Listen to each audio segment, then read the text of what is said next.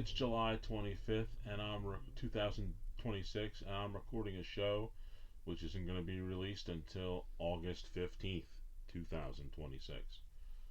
My name is Phil, and you're listening to The Lip. Yeah, that was a weird explanation to begin a show, but it is accurate. Right now, it's somewhere. Oh, I don't have my phone with me to track the time, but I can tell you it's a little after 9 o'clock p.m. July 25th, 2026. And I was just finishing up dinner around 8 o'clock, and it just dawned on me that, well, it is a Saturday. The episode that came out today is about, well, the day of my recording this was about me having dreams after eating late. Which, of course, that just means that I'm probably going to have some weird dreams to write down after today. That's just the way it kind of works.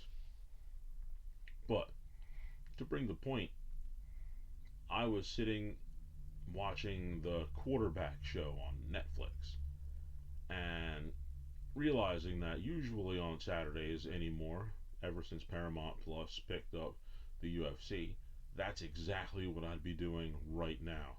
Probably preparing for the co-main event or semi-main right before the final match of the UFC fight night.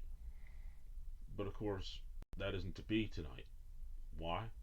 Well, they're in Abu Dhabi, which means that they actually had the fight night for UFC started at 8 o'clock in the morning, and the main event was somewhere around noon. So at that rate, I don't have any UFC to watch. And of course, thinking about it, I knew that I was really thinking about recording this show today. And it's because I really, really felt the need that I wanted to record this show today. And with the UFC being early, and I have really nothing else to do except for watch more of the Netflix episode of Quarterback or continue my series binging of 24, I figure I might as well do something useful. And that something useful is recording the episode of What Are We Doing number 9. And this particular episode, excuse me,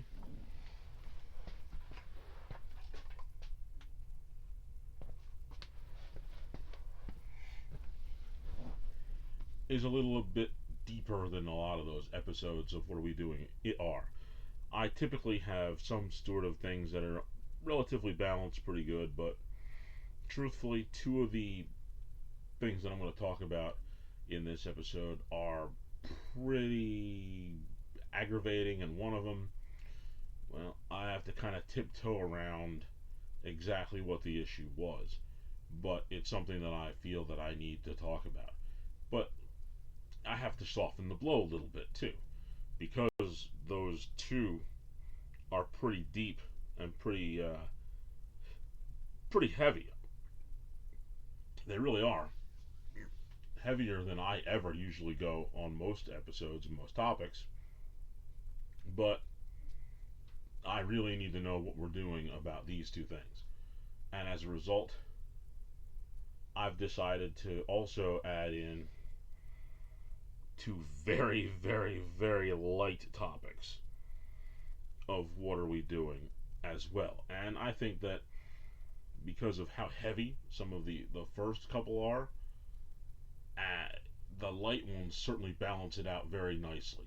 And I think that it's a good little give and take, a flow for the show. You have something really, really hard to digest, and then something that's extremely light.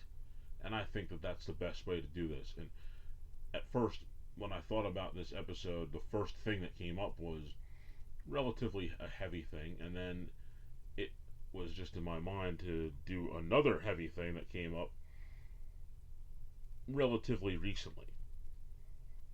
as I'm recording, 10 days prior, and as of the episode's release, the event would have been a month old. So this is relatively new as I'm recording it and relevant a month later for sure. Boy, I'm just ready for this. I am very ready. This is one of the few episodes that I can certainly say that I have been thinking about ever since I've been writing it. And it's not because by completing this episode I would have had 3 weeks of no recording just so I can gather my thoughts, but this episode just is something that I personally feel needed to be expressed. And so, without any further thought, I'm going to ring the bell and begin the main event. Okay.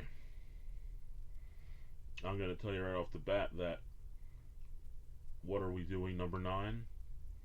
I have 4 subjects that I want to talk about. 4.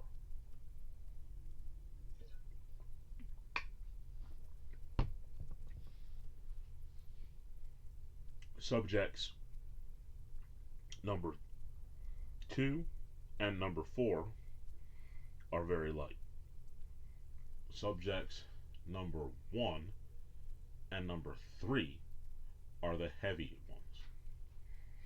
And I feel that it makes sense to go heavy subject, light subject, heavy subject, and then end on a very, very light note. So that the last thing that you hear is something a little funny, a little light. Because, especially when it comes to number 3 is not funny whatsoever. It's extraordinarily serious, and like I said, I have to sort of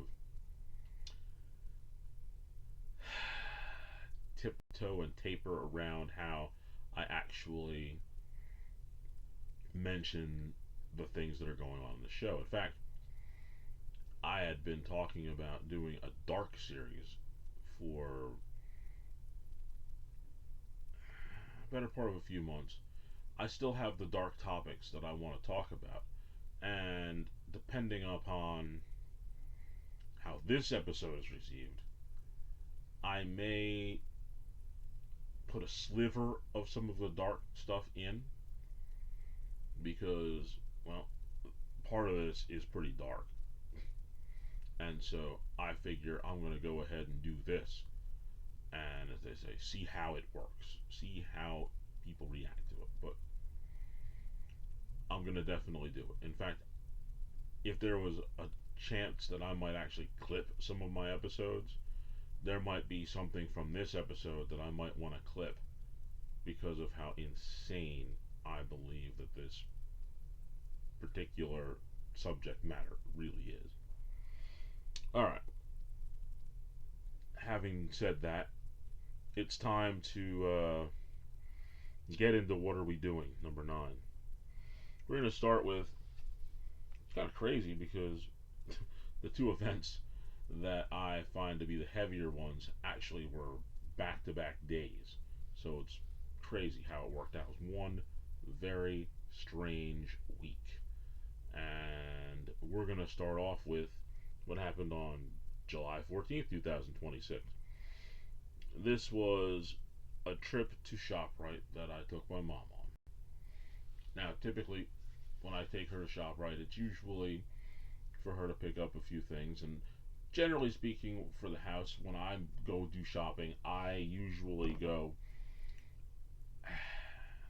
after I come back from the gym, or if I'm really trying to fill some stuff up, because of my back and my hip, it's better for me to just be able to go and get small amounts of things multiple times rather than go and get a lot of stuff and be in the store for an extended period of time.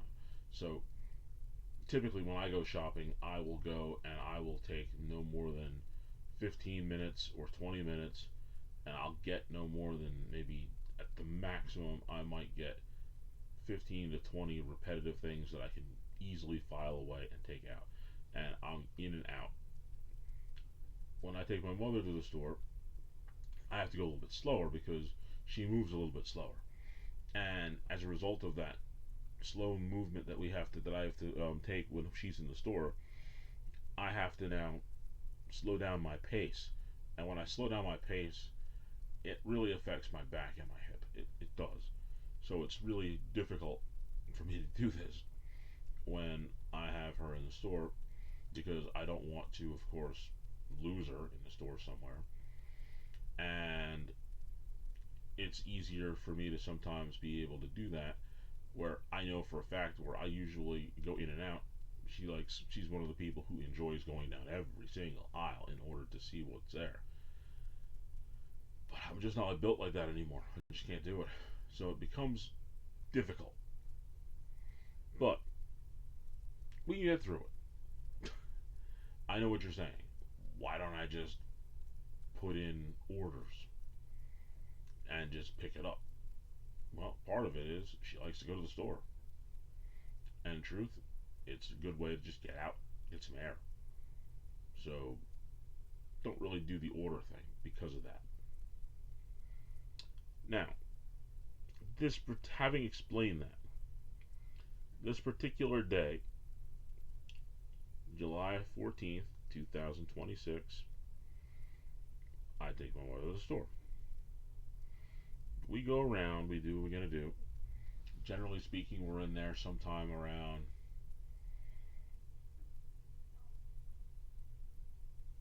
no more than usually an hour and 20 minutes, but somewhere between an hour and 20 minutes. And got all the stuff that she wanted to get initially on the beginning of her list because she usually makes a bunch of lists. I usually have the stuff that I need for the house in my head, and I just sort of get it during those short burst trips that I take. But now here we are. We're finished. We're going up to the register. And there's a customer already at the line. And they're in line, and then another person is behind them. So there's two people at the register. We then walk up and give the people who are in front of us a little bit of space, maybe a cart's worth of space, so that they could go and put their stuff on the belt, so they can get it rung up. Wouldn't you know, this one lady decides to just not give a second thought and just jumps in that space that we gave that person between us. Just scoots right in there. I look at my mom looks at me, and then I proceed to ask the lady, it's like, like, did you not notice that we were in line? And the lady looks back and says, well, I'm kind of here now. And then I'm like, no, you shouldn't be. And we're talking about, I don't know, and I'm not good at judging ages of people, but I would say that she was older than me, and I'm 48. And she's younger than my mom, and she's 70, so I think she's somewhere in that neighborhood. And I'm thinking to myself,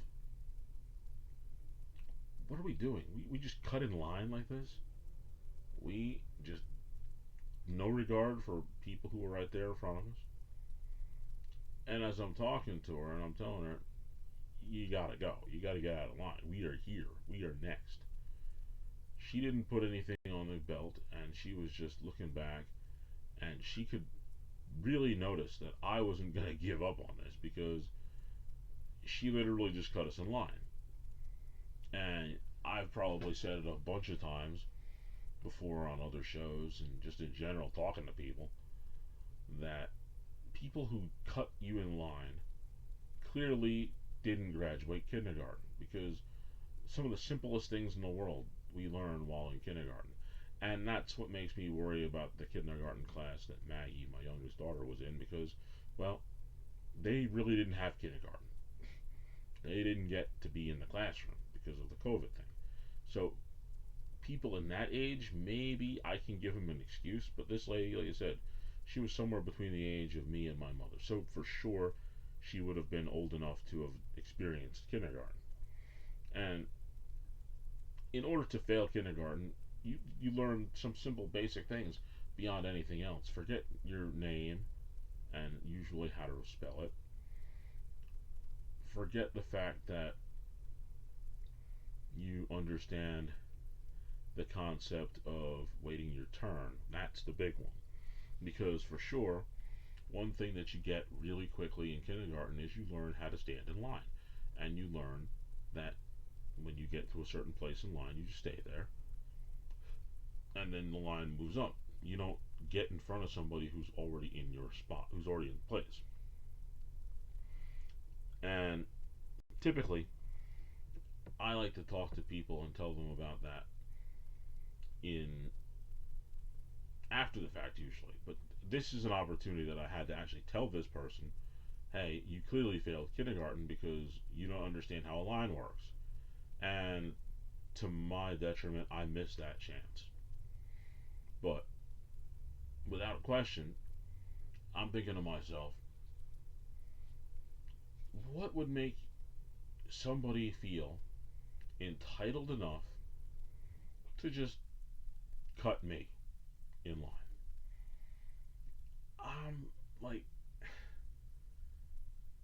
this lady is not like an intimidating individual, but myself, I'm not 5'1" and 100 pounds.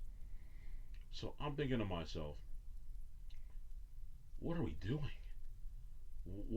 First of all, not that I'm going to be aggressive towards somebody physically without need, but just on the intimidation factor alone, just by looking at me, I would think that the the last thing that I would want to do is something to irritate somebody like me, especially if you don't know me. I mean, just question. I mean, I don't understand what you're thinking right away on that.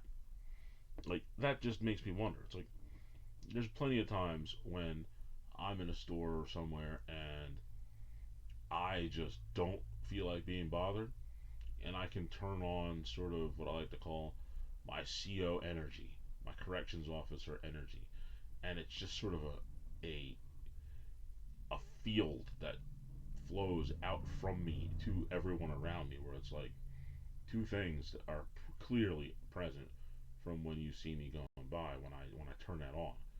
First thing is I don't want to be bothered. Second thing is you don't want to mess with me. And pretty typically, when I've chosen to do that, velvet ropes part. People who are in a place, in an area, they sort of scatter like the Red Sea. They just realize, okay, maybe I want to just leave this guy alone. And granted, I'm standing there and I start to turn on CO mode when I'm talking to this lady, and it's to the point where if I were in a prison at that time speaking to this lady, I would have started to go down the force continuum, which is the things that we do in order to use the least amount of force necessary in order to gain compliance. At this point with this lady, I've already gone to the first level of the force continuum, which is a show of force. Now, typically in the prison, a show of force is a grouping of officers together in one place around one inmate to try to control the situation, or it's just doing certain actions which make you think that you're ready to have a situation and deal with it. Sometimes a show of force very typically would be pulling out our can of pepper spray and just shaking it. so that the person can see, yeah, this is starting to escalate. Maybe I should back down. And of course, I used the intimidating looks and, like, lady, this has got to end, using the show of force technique. And needless to say, after a give and take of what was like 2.5 minutes, the lady finally looks at the people who are in front of her. Then she looks back at me and she throws her head back in a huff and she leaves the line.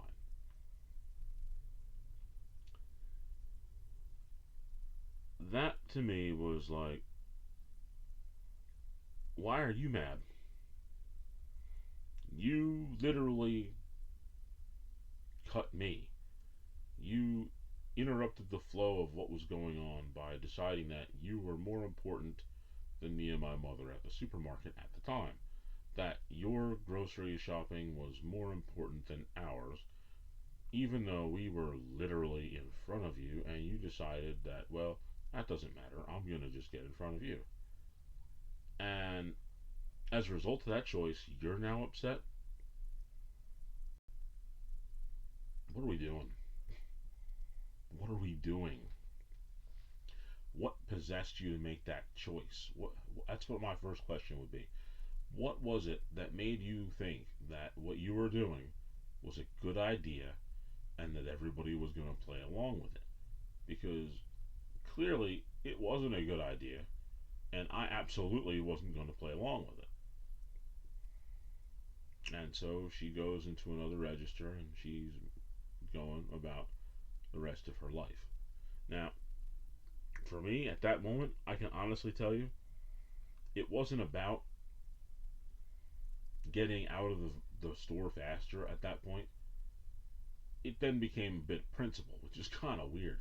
It's just the idea that I was next. I don't care if it takes me 3 hours to go through this line because of the slowness of the cashier that we're at or the customers who are in front. This was my place in line, and I'm going to keep it. I mean, I can't remember, but I want to say that about the time that we were up to get waited on, that lady was also on her way to filling up her bags and just about leaving the store. So we got out of there about the same time after she moved. It's not like she didn't increase her place in line. She didn't get out any faster, and neither did we. I just hope that at the end of the day that lady just recognized that, well, there's some things that are just right and some things that are just not. But in general, I said it before and I'll say it again. What are we doing to make that decision to make it seem like it's good? What are we doing? Alright. Now that I've gone through one of the deeper topics, we're going to go through something much, much lighter. Um, July 22nd, 2026. I went to the Chevy dealership because, well, I've had my car, which I love intensely, but it is a Cayenne Orange Chevy Trax 2024. Relatively low mileage, under 30,000 miles. Love the thing. I've grown into the color scheme. Usually the cars that I like to get, the color's usually black, but this orange, for some reason, it grows on me, and I'm like I kind of really like it a lot. Occasionally, people will see those little flyers that come in the mail when you go to the dealership, and they will tell you, "Hey, we would like to buy your car and see if we can put you in something newer." Now, how much newer can you get in 2024 at this stage of the game? Well, you can get 2025, 2026, 2027. Because the model years of 2027 are actually starting to roll out in some spots. Now, my mindset now is about the payments. Now, granted, this story isn't about the payments. So I'm going to kind of cut to the chase and just let you know that I went there, I looked around, I drove a couple of Silverados, which was really kind of cool. I drove an Equinox. That was a 2026 Equinox, actually. It was really neat. I consider it a spaceship, man, the technology to that thing, and that's more about what are we doing is about. The two Silverados that I drove, of all things, were like four-cylinder Silverados. Most people would be like, "Are you kidding me? That's insane. Why would you want a Silverado that's four-cylinder, especially when you had that 5.3 8 liter, 5.3 liter 8-cylinder Avalanche that you love so much, and the Z28 with a four-barrel carburetor with the 350 in it, and the Monte Carlo that was the same way, the 350, the big eights. Why would you want a truck that has four-cylinder? Well, for one, my back and hip, I'm not going to be doing a whole heck of a lot of truck stuff. And I like the way they drove. And the gas mileage would be extremely better than it would have been. Because you're really not pulling a whole lot because the whole bed is empty, so there's not much there. You have room for six in those things. And the entire bed can be used for transporting stuff because the two that I was looking at had bed covers over, so you could not the liner inside, but a cover for the top, so you could put stuff in the back and it's not going to get rained on. Would have been a good deal. It wasn't much more than the car that I had now, the Trax, but the numbers didn't line up, and because the numbers didn't line up, it made more sense for me to just walk away. Now, this is where the story comes in. I was talking about the Equinox because I thought it was like a spaceship. Now this was a 2016 Equinox. It not only had a screen, a touch screen in the center console towards the middle of the vehicle, but in front of the steering wheel, this thing had the GPS map set up. So instead of having to turn your head and look to the right, you would just look straight ahead because the map was right inside the steering area. So it's right there where you typically look for your gas gauge and your speedometer. It had it set up where you had the GPS was right there, so you could just look down. The thing had a shifter much like a Toyota Prius, where as opposed to moving the shifter down in order to move it from one gear to the next, you had to push it forward, and then you could select reverse, neutral, or drive. In order to park, you had to push a button, and it would park. Now, that took a lot of what I would say is a lot of AI power in order to do the technology to run that dashboard.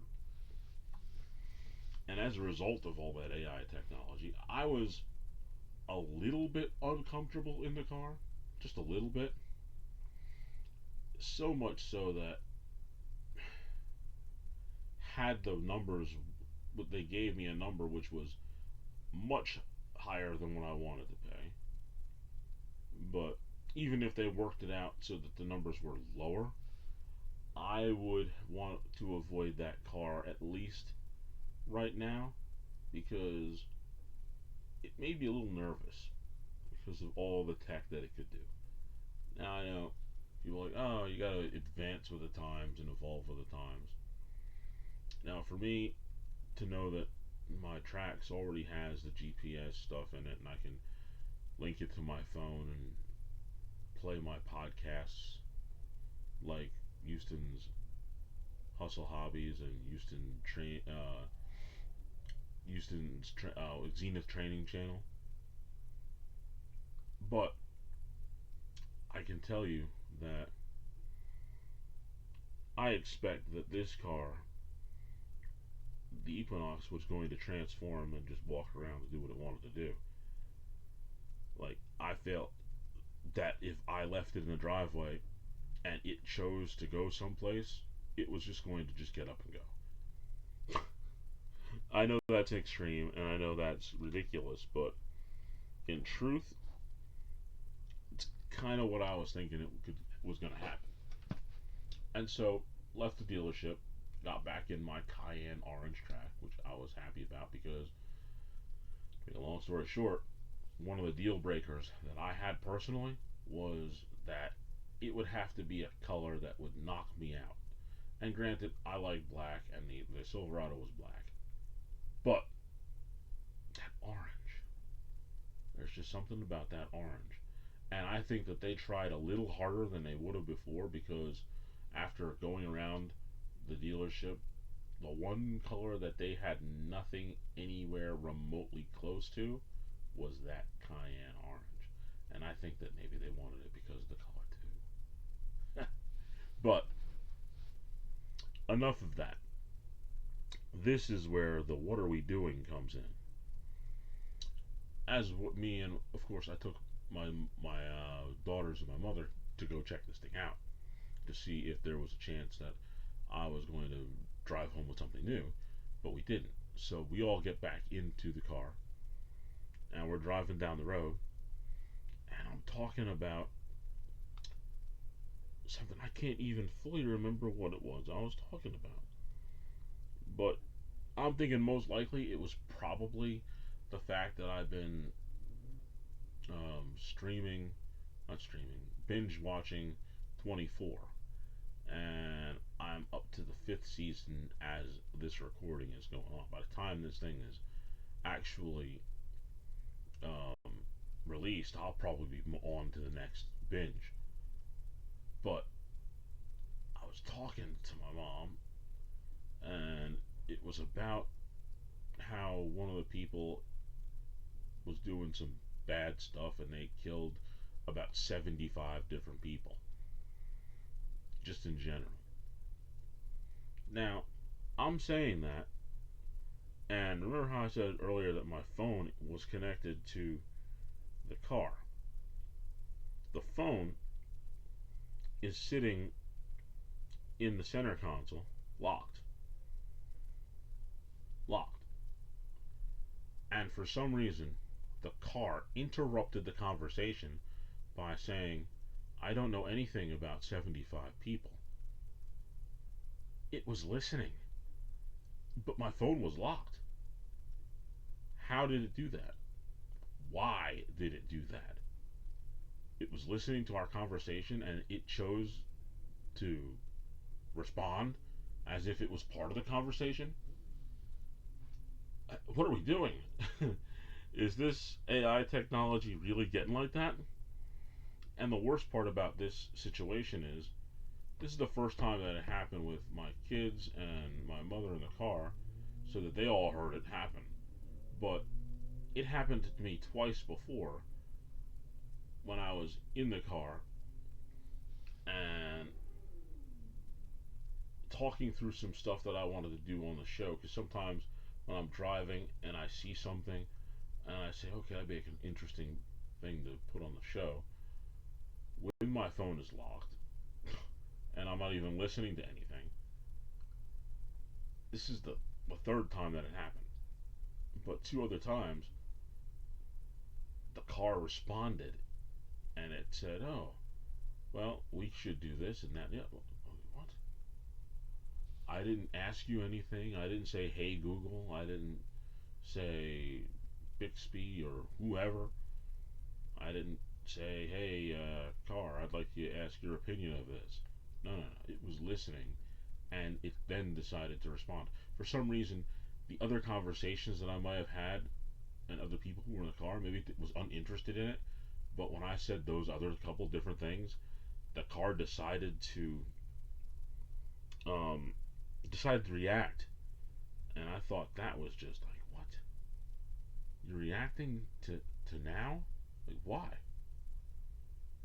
What were you listening to that made you, as the AI unit that is connected to the car now, what did you hear that made you say, hey, I think I want to talk about this subject that you're talking about right now?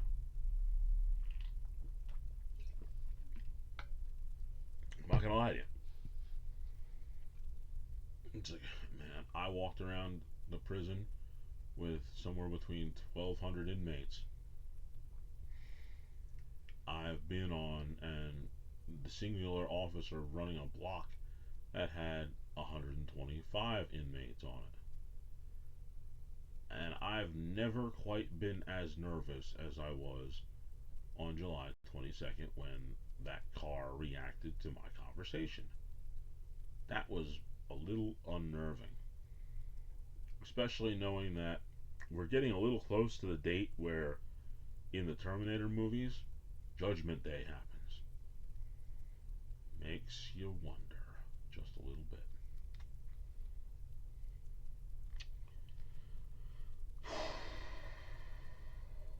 Okay,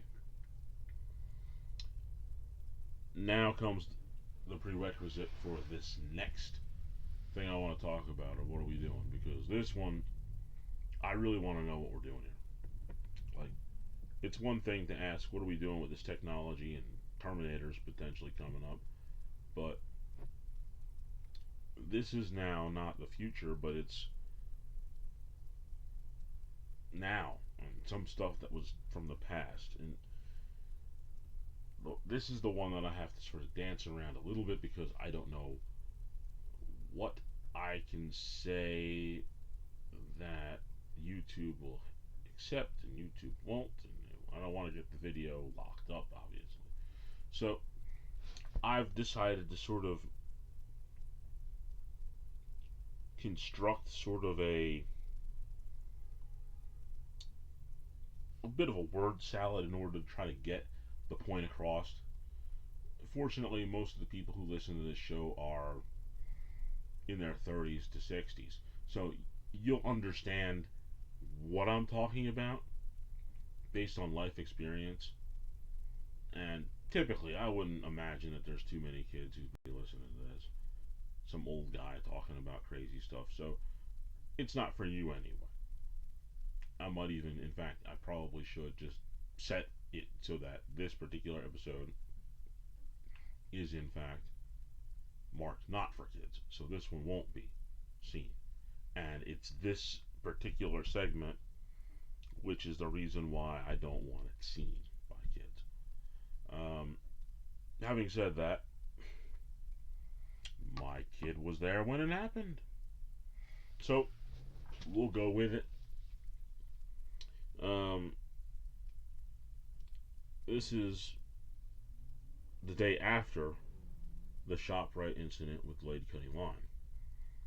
And truthfully, when you look at it from the scope of the thing, the line cutting was irrelevant. What happened on July 15th, 2026 is something that, well,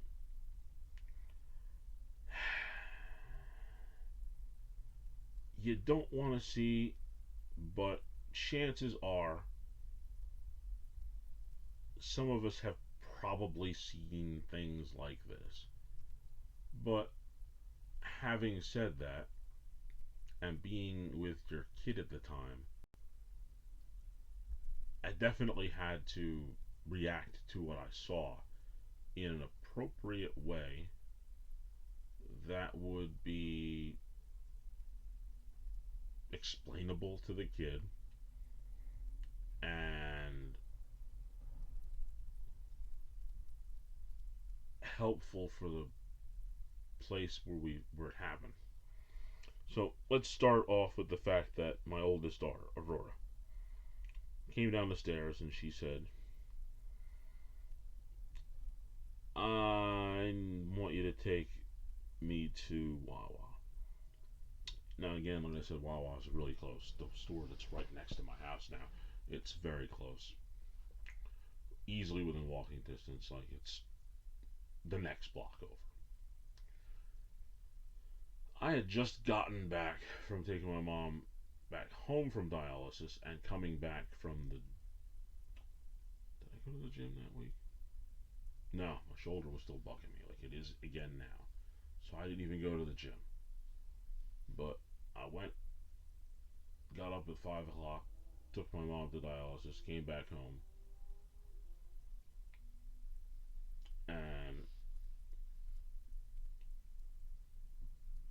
before I went to go pick my mom up, my daughter went to Wawa and came back, told me that she was going to go do it, and she did it. And then she realized that she had forgotten something. She wanted to get one more thing, but she didn't want to go back out and walk. And if I remember correctly, I'm glad she didn't, because it was still in that same area with Canadian fires. The smoke was coming in through Philadelphia, and you could smell it. And I'd rather her not have to walk out there more than once. So I made a deal, and I said, well, if you take your sister with you, if she wants to go to Wawa, you go with your sister. And she agreed, and so we jumped in the car and we went to Wawa. As I'm pulling up to the Wawa, I turn into the parking space, and pretty much almost all the gas stores that are now have those cement pillars with plastic covers over them. And as I was about to turn into the space, I took one look at the pillar that would have been in front of my car, which ended up being in front of my car because it's the space I parked in. And as I was turning, I noticed what was on the top of the pillar. Um, and this is how I'm going to word this to see if it makes sense to do it this way. For those who know, you'll understand what I'm talking about without me mentioning by name what I saw on the pillar. I saw approximately somewhere between a dozen to 15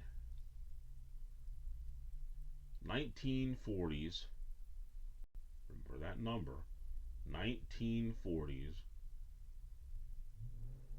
German symbols.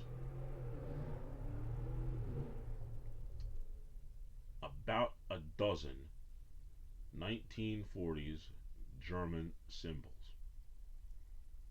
on the top of the pillar. It probably took me about half a day before I finally decided that that's the best way that I could describe what I saw. 1940s German symbols. I do believe that I said what I saw without saying what I saw. Immediately, I caught it, like I said, when I was turning into the space. And then I got out of the space because I wanted to just really make sure that I was looking at what I was looking at. And of course, my daughter comes over and she saw it. And at this point in time, it was like, okay, former Wawa management mindset comes to play.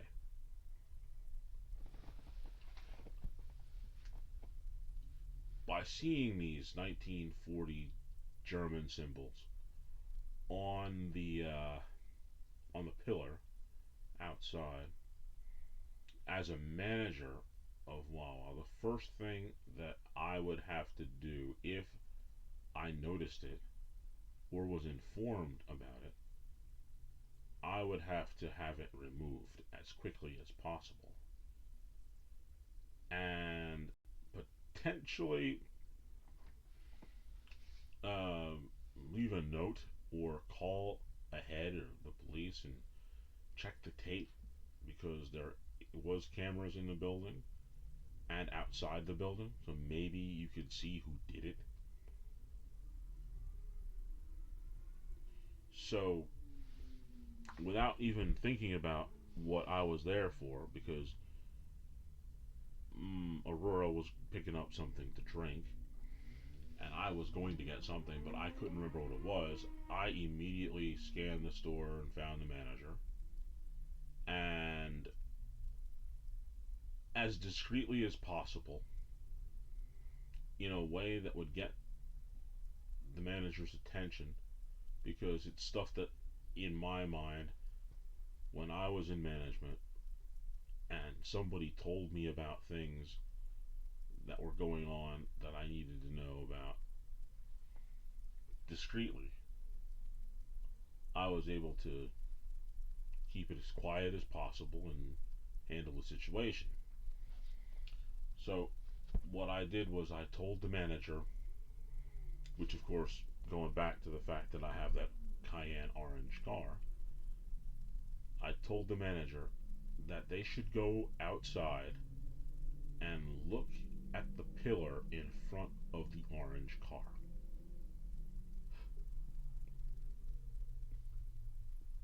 That's all I said. And I waited for Aurora to get her drink. She paid for it, and we were on our way out.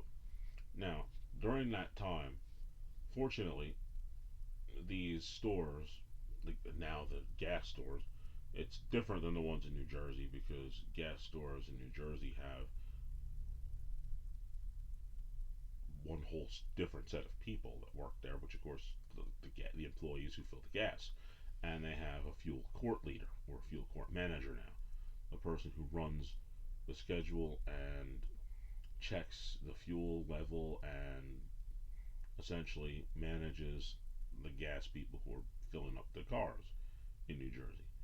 But there's also an employee who was, I don't know how it works now, but in fact, when I was at Wawa, my last actual position was I moved from customer service leader, which was a management spot, and I made a lateral move to a different management spot called the facility maintenance leader, which is at one point, I believe, turned to facility maintenance manager. But that person is responsible for making sure that everything in the store is clean, orders are put away. Now, I don't know if the person who was there was the facility maintenance manager slash leader or just somebody who works for the facilities because they just cleaned up everything.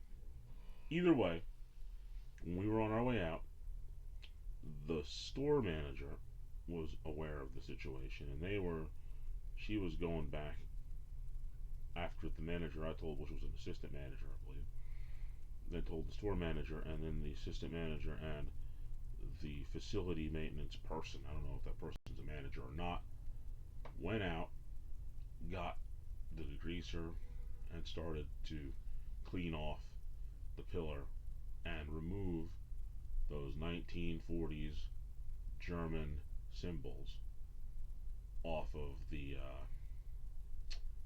pillar. Now, I went back the next day and noticed that they were gone. They got rid of it.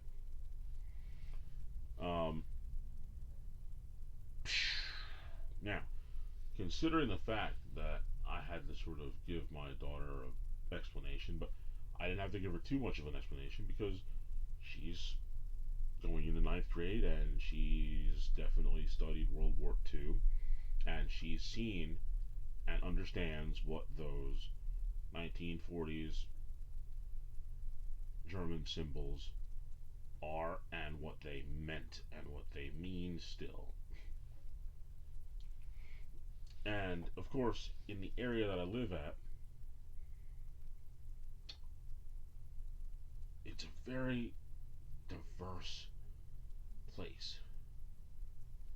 And by saying it's very diverse, there are a lot of people who are from the stands who are in the area. And there's also a very large Jewish enclave in the area as well. It's almost like they're living within one big spot. Like they're everywhere. There's a big Jewish enclave, and like I said, a lot of people who are from the stands and from other Muslim countries who are in the area. And there is a mosque very close, right next to my favorite pizza place here in Philadelphia, and not too far away, there is a Jewish temple. So there is diversity in this area.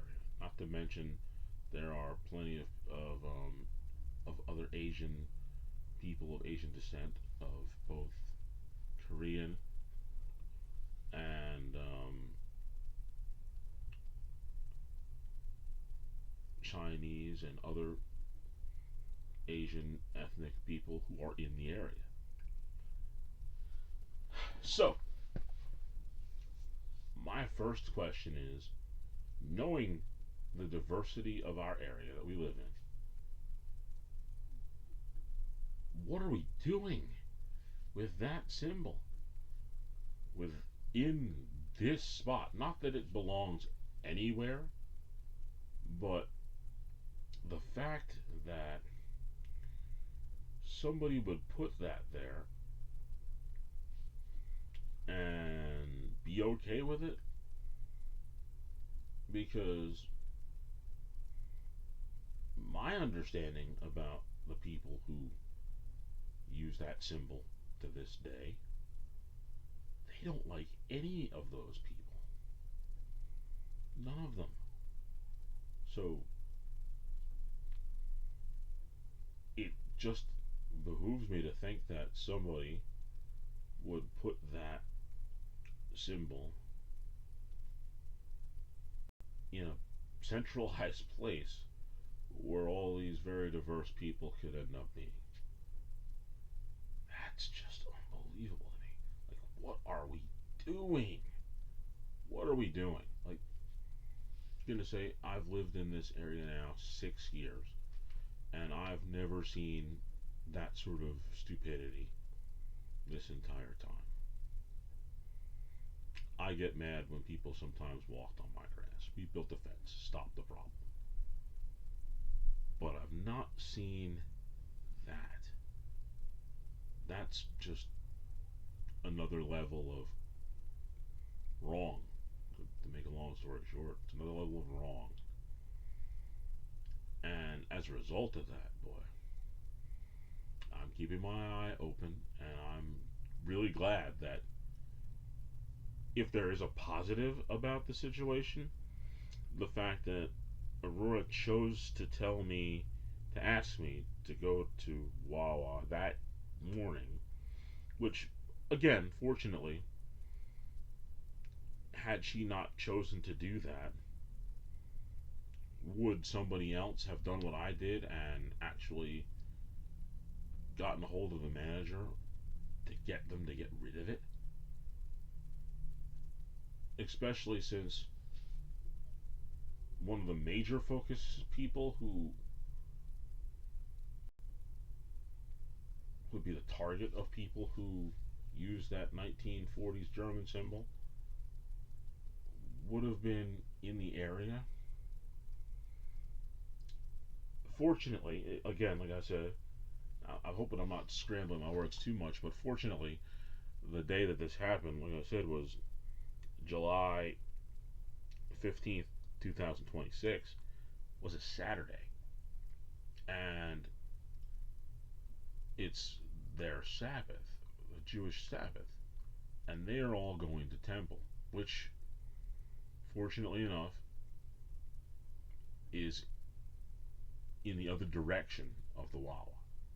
So there's a better than average chance that not a single one of them had to see that symbol or those symbols on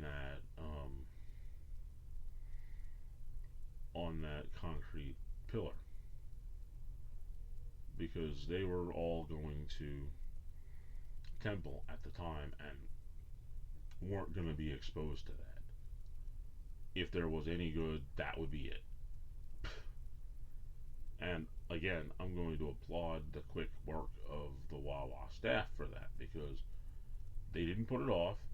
They heard my request and they immediately acted upon it. Only props to them for that. That was just an incredible thing. They did a great job with that, and I'm really happy that the last time I went there, after that date, it was maybe the next day. It was, like I said, it was completely scrubbed off. It's gone. They didn't leave any of it, not a single speck, which is the way it should be. But seriously, what are we doing with that? What are we doing?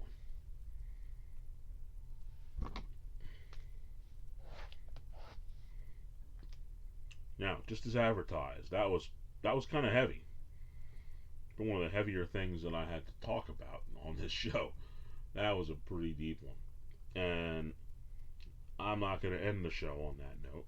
I couldn't do it. It'd be too ridiculous for me to leave you on that note.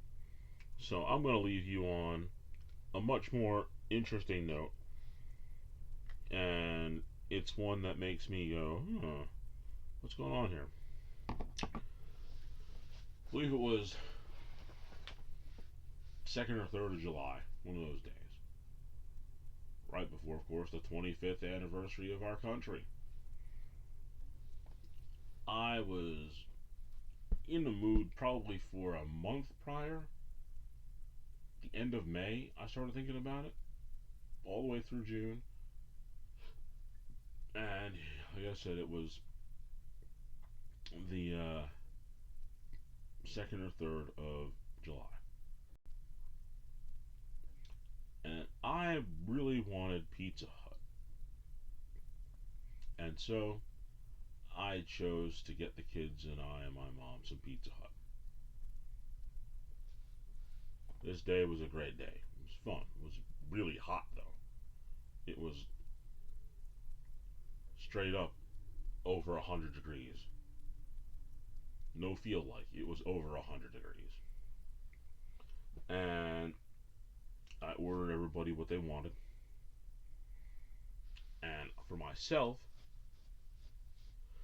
I ordered one of my favorite things to order from Pizza Hut, or any, as I like to call it, non-local pizza place, which would be a pan pizza with bacon. I love it. Like the worst thing I've ever eaten in my entire life, and dare I say, maybe even the worst thing I've ever put in my body in my entire life, was Pizza Hut one day had, I guess it was 10 years ago, maybe a little longer, because I know wasn't while we were here in this house now. 2 houses before, Pizza Hut had what I would consider the ultimate heart attack, the worst thing that any human being could ever put in their body. And I made it even worse. I can't believe I did it. I can't believe I ordered it. And after I did it, I regret every second that I did, because I'm sure, without a doubt, that by consuming this product, I probably removed not minutes from my life, but probably years from my life. What this thing was, and I do call it a thing, it was a monster that shouldn't exist. It was a stuffed crust pizza, which Pizza Hut was famous for coming up with that, right? But it wasn't just any stuffed crust pizza. They made bacon stuffed crust pizza at one time. And the worst thing I ever did ever in life was order that bacon stuffed crust pizza with bacon. And of course, I couldn't just leave it at just bacon. I had to have extra bacon on my bacon stuffed crust pizza. This thing showed up, and when I opened up that box, you could see the grease was coming through the bottom of the Pizza Hut box. Like the bottom of the Pizza Hut box, the grease was coming through because the bacon and the bacon inside the stuffed crust with the cheese. It was just like, I imagine 5 people probably had heart attacks just by being around it. And yet I ate that whole thing. And this is where we're going with this. What are we doing? Because on that day, on the 2nd or 3rd of July, I ordered a Pizza Hut pan pizza because they don't make that bacon stuffed crust pizza, thank God, and I would never ever order another one. That was a one. That was college basketball, as I like to say. That was one and done. Never doing it again. Thank God I never will because they don't make it anymore. Not that I couldn't actually make a stuffed crust pizza myself if I choose to and put bacon in it, but I'm not going to do that. Never. But I ordered a normal pan pie with bacon, and I got this thing, and it was the complete opposite of the one that I had ordered with that other bacon. There was maybe two or three bacos on it. Those little, those little shake bacon things you put on salads. It was so unnoticeable, the amount of bacon. In order for me to have recognized that that pizza had bacon on it at all, at the way that they put it, I would have had to order triple bacon in order to see the bacon on it. It was that bad. They cut the thing in 8 slices. I legitimately had 6 slices. No, of that it was 5. There was 5 slices of that pizza that I didn't identify any bacon. There was 3 that had a little bit, but 5, it was like there was like none. And of course, you had to pay for the toppings. So I paid for the bacon, and I believe I was ripped off terribly by it, and I was not happy.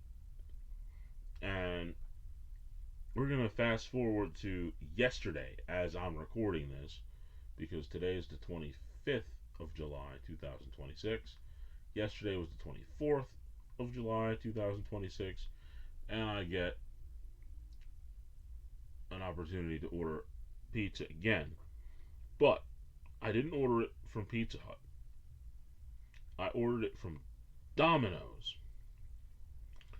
And I ordered the Domino's pizza with bacon. Now, I didn't order extra bacon. I ordered bacon. Open the top of the pizza. Open the inside of the box, rather. And guess what I see? How about that? I see what I ordered.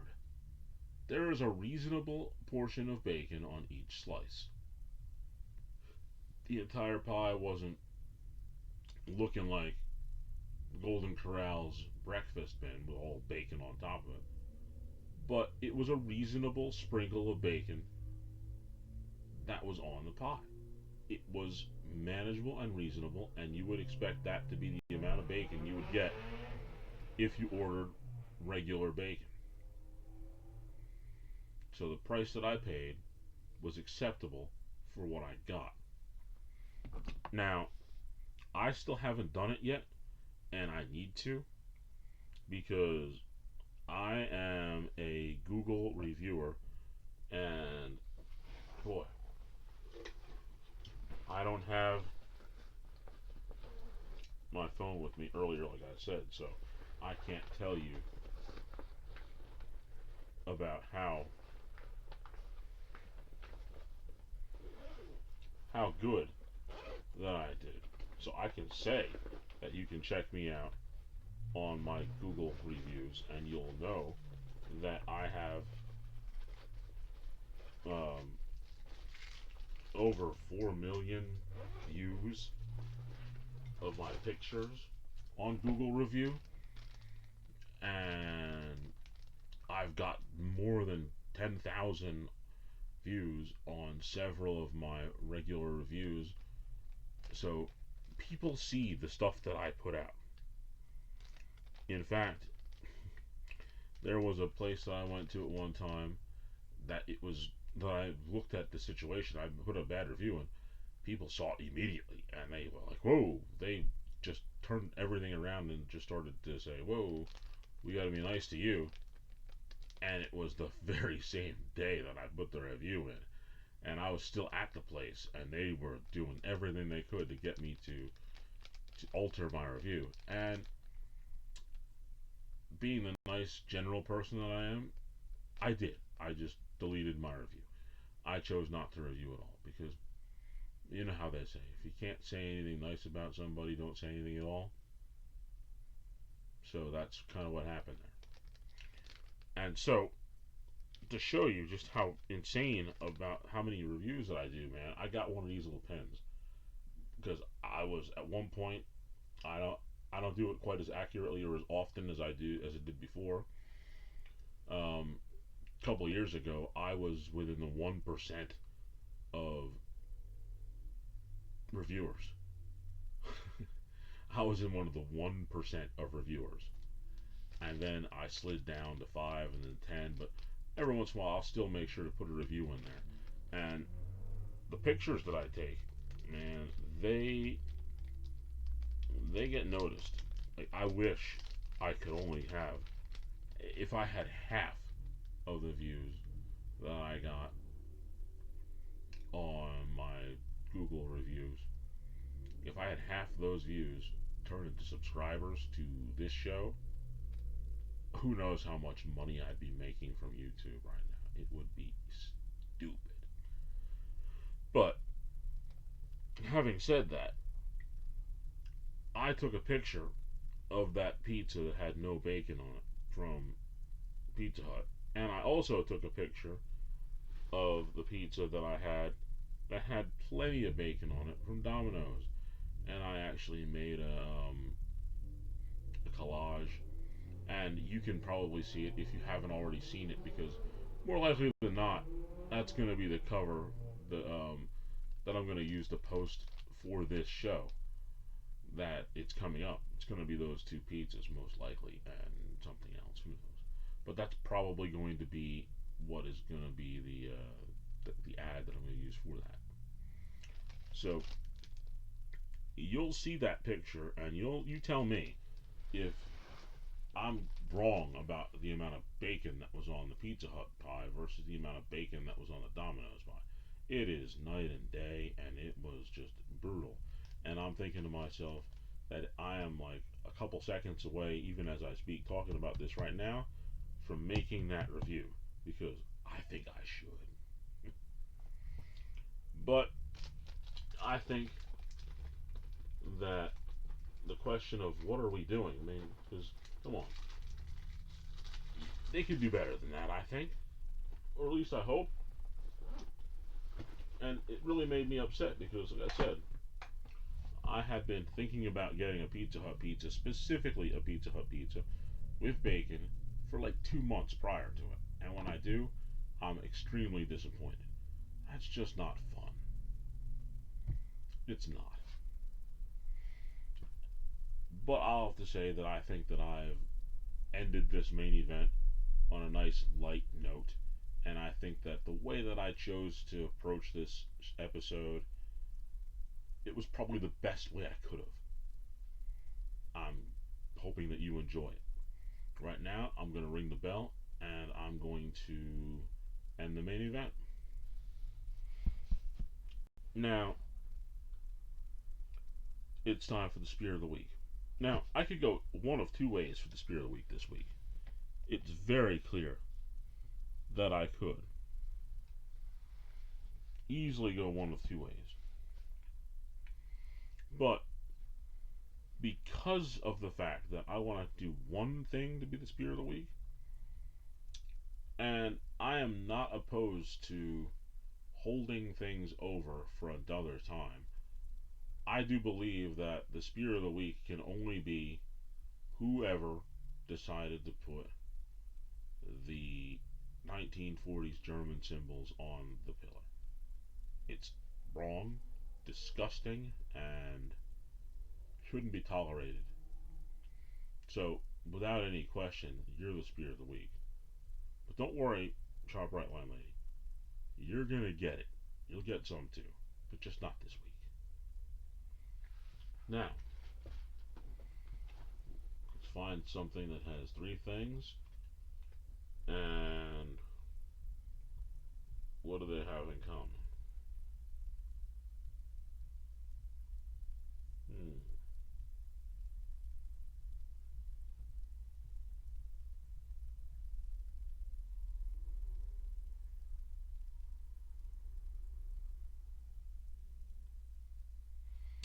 Let's see.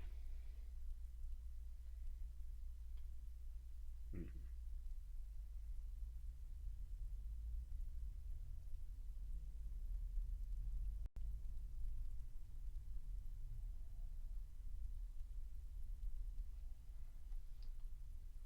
Let's see if we figure this one out.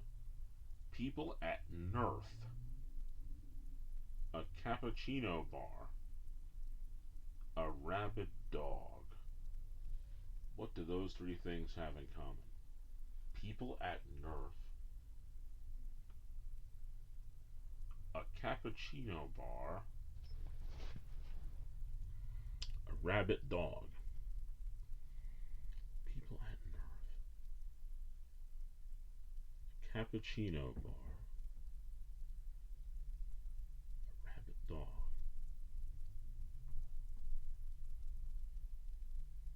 What does a cappuccino bar have to do with people at Nerf? Hmm. What does a rabid dog have to do with cappuccino?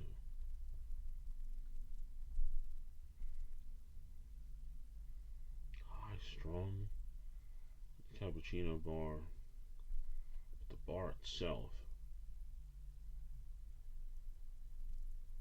Hmm. About to lose my streak.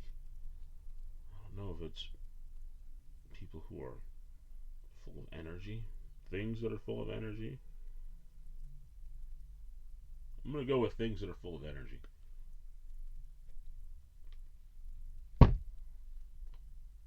Broke my streak. Well,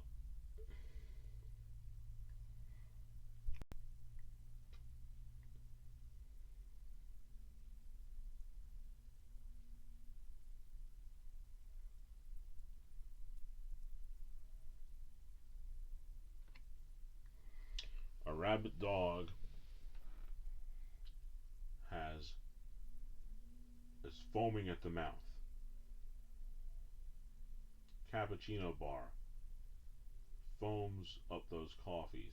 And I couldn't put it together, but fortunately today I chose to have the Nerf gun behind me and all the darts. Well, the darts are made out of foam. Foam darts.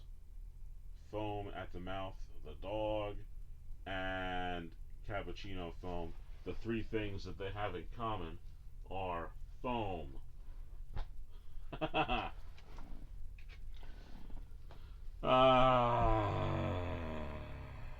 Can't believe I didn't put that together. But I didn't.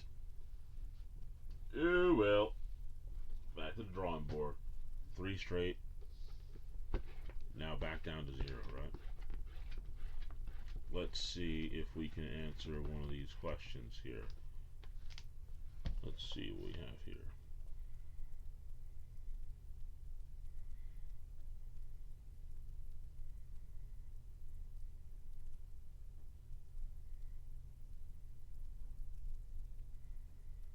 Hmm.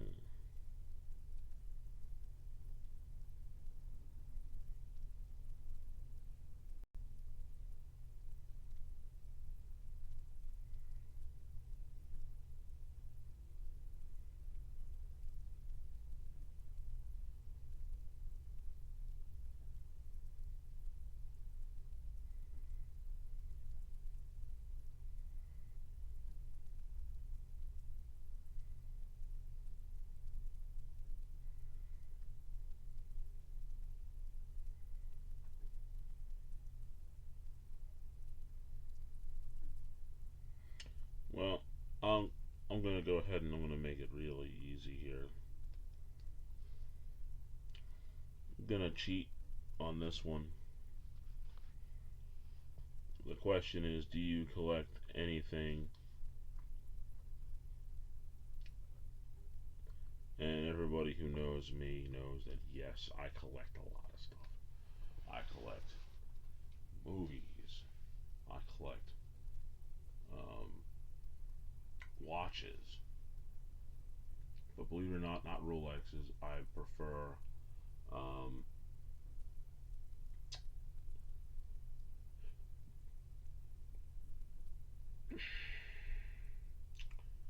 specifically superhero watches.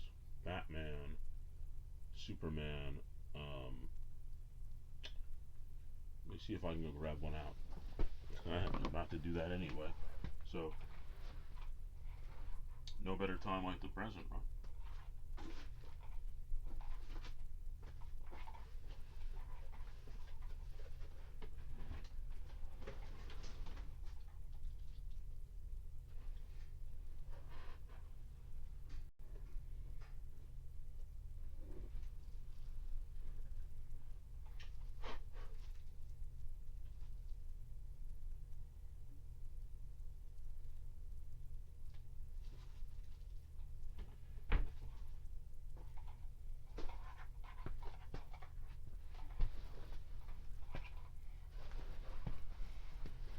I mean,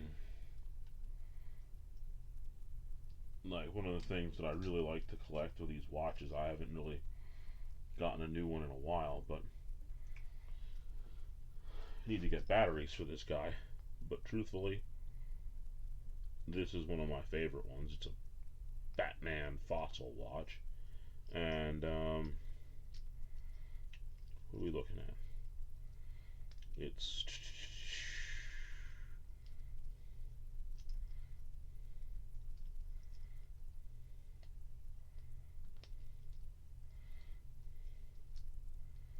it's one of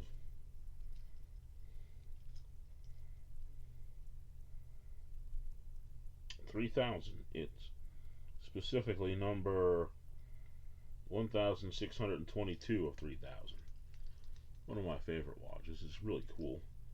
Battery's gone. I need to get another battery in it so that it can do what it does. And man, this watch, this is pretty cool. It has a little bat symbol in it in the back that you push the button and the bat symbol will blink or it'll stay solid. It's really neat. Yeah, I got the battery, put it back into it. But I have that watch. I have a couple other Batman watches. I have Superman, a couple Superman watches, a Joker watch. Um, if you were to look around the room in my office, you'll see that I have Jedi on one side over here. I'll show them to you one time. And on the other side, I have Sith. And quite a bit of Sith, actually.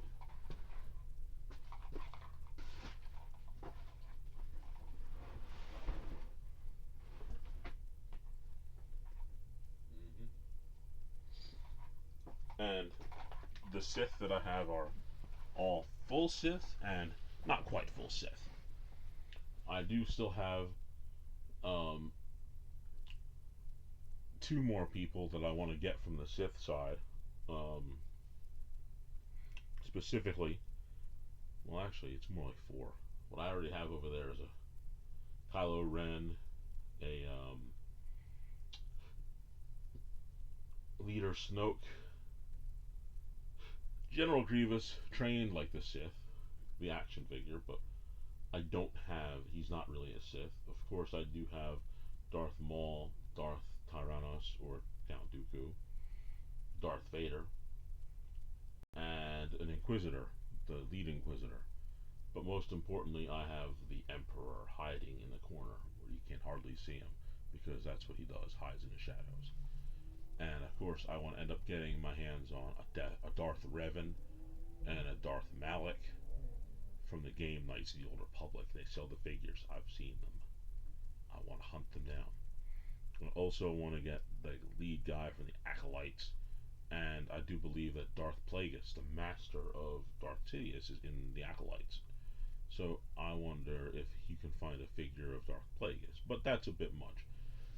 I also collect belts, wrestling belts. Got three of those suckers, as you've seen throughout the shows that I've put together. I have some Transformers. Oh yeah, I also have 1,079. I'm gonna claim it. 1,079 cereal boxes at least by the time that this show airs, because I did a hunt for one that I thought that I had, and I don't have it, and I know where to get it. So by the time this ends, I will have, or say, by the time this airs, I will have 1,079 cereal boxes, which is kind of fun, a little bit. It's interesting to think that in the time that it took me to get 1,000 cereal boxes, and I've been very patient, that it I got the 1,000th cereal box. Um,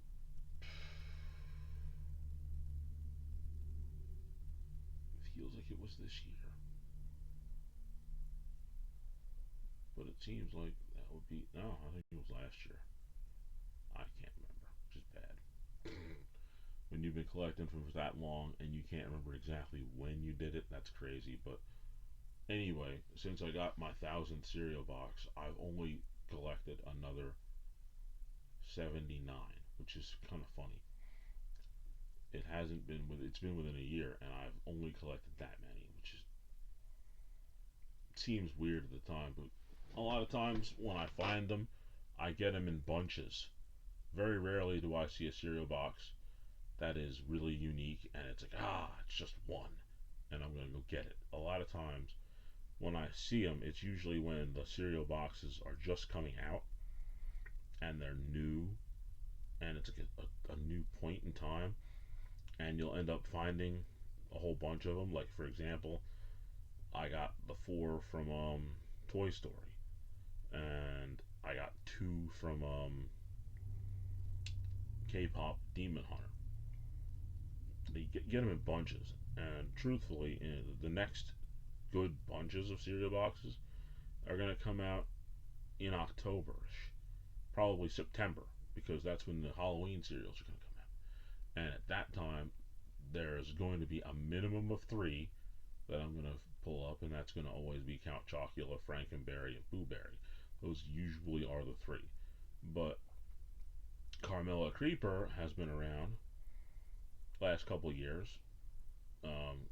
Count, what do you call it? Frankenberry's cousin, and probably 5, 6 years earlier, they returned the two others that were around, the Fruit Brute and Fruity Yummy Mummy. I would be hard pressed to say that they're going to bring those two back again for any length of time, but when they do, it's an event. You got to get those, and I missed out on a couple of really good ones because the year that they brought back Fruit Brute and Fruity Yummy Mummy, they had the original old school white background with the monster on the cover, and then they had a really cool graphic cover of the cereal as well. And in the graphic cover of the cereal, they had both Fruit Brute and Fruity Yummy Mummy, and I do believe I got both of those, but I didn't get the original three in that crazy new graphic, which is bothering me. But what are you gonna do? Long story short, do I collect anything? The answer is clearly I do. That's pretty much what I do. Okay, now I'm going to ask you to check me out on Instagram at Philip Henderson 5102.